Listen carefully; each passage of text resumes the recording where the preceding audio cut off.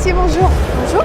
Vous êtes non seulement une passionnée de l'art et notamment de l'art contemporain, mais aussi la cofondatrice d'Artifexio. Pouvez-vous nous dire de quoi il s'agit? Alors Artifexio, c'est une application mobile dédiée à l'art contemporain.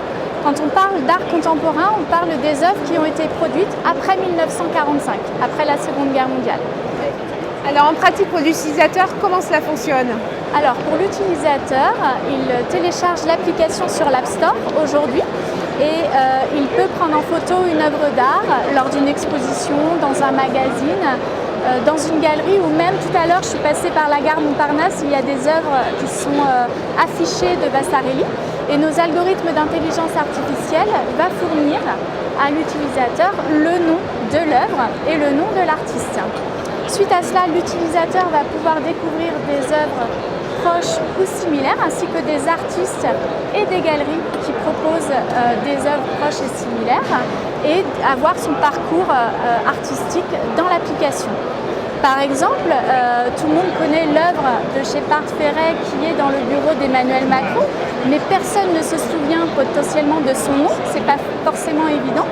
Grâce à l'application, on peut stocker cette information et passer à l'achat d'une œuvre d'art d'un Shepard Fairey qui serait une sérigraphie à un coût accessible à tous. Donc l'application en elle-même, elle est gratuite, parce que j'ai vu. Du coup, côté financement, quelles sont vos sources, quel est votre modèle économique? Tout à fait.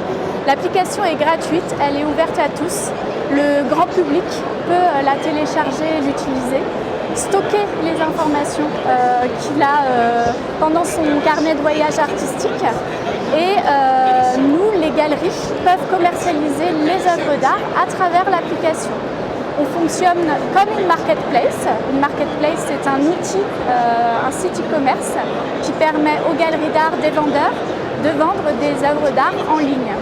Elles souscrivent à un abonnement pour permettre cette publication d'œuvres, et nous prélevons des frais de transaction et de service lors de chaque vente. C'est notre modèle économique. L'application a été lancée au mois d'avril dernier. En termes de prochaines étapes développement, d'évolution, qu'est-ce que vous prévoyez? Alors, l'application a été lancée au mois d'avril. On a eu beaucoup de retours positifs, notamment des demandes de reconnaissance d'œuvres quand elles n'étaient pas reconnues. Et ça c'est une très bonne chose parce que ça nous permet d'alimenter notre intelligence artificielle. On a beaucoup d'idées en tant qu'amateur et collectionneur d'art, mais aussi parce qu'on nous en fait part. On veut mettre en place des fonctionnalités premium pour un amateur qui a envie de créer sa propre collection et d'accéder à des fonctionnalités précises sur le marché de l'art contemporain. Carole Brassier, merci beaucoup. Merci.